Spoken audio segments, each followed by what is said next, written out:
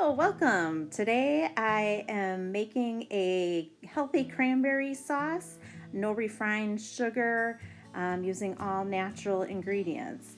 I'm starting out by rinsing my cranberries and putting them into a pot. This pot is way big, but you could do it in a saucepan. I just like to do it in this big pot.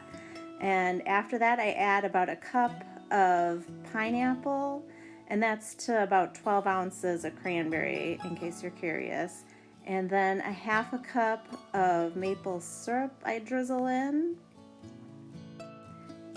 And I realized that the pineapple chunks are a little bit bigger than I would recommend using. Later on in the process, I ended up pulsing them in the blender to break them down a little bit.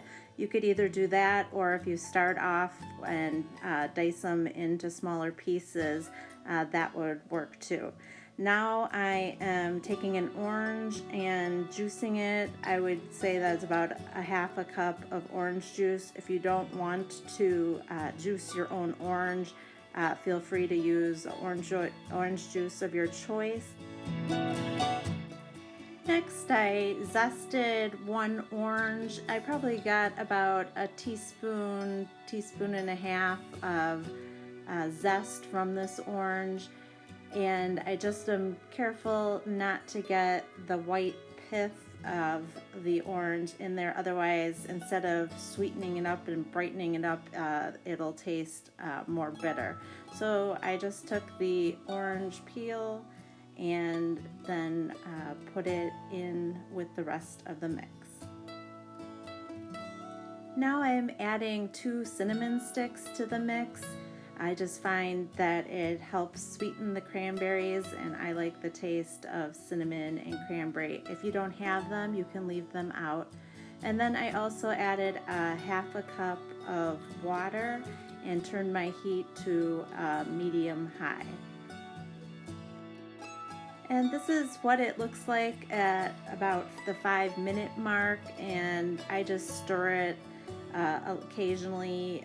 So at 5 minutes I gave it a stir, and I will show you what it looks like at the 10-minute mark next.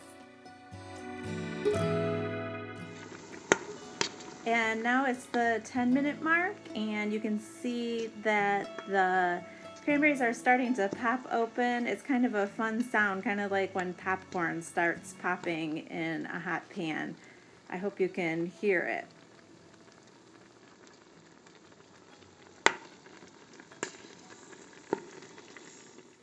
Here's what the mixture looks like at the 15-minute mark. You can see that there's still some large chunks of cranberry, but it's starting to thicken up. I'm going to reduce my heat more to a medium, and then I'm just going to let it thicken up a bit, and I'll check back to show you what that consistency looks like. Okay, we're at 20 minutes and I am going to remove my cinnamon sticks, so those are out of there. Okay, I'm just putting it in a bowl to serve. I hope you enjoy this recipe and give it a try. And if you have leftovers this holiday season, it's a great sauce to put over chicken while you bake it, to top a turkey burger with, or my personal favorite is I love it with warm brie with the cranberry sauce poured over the top and a cracker or piece of crusty bread. Enjoy!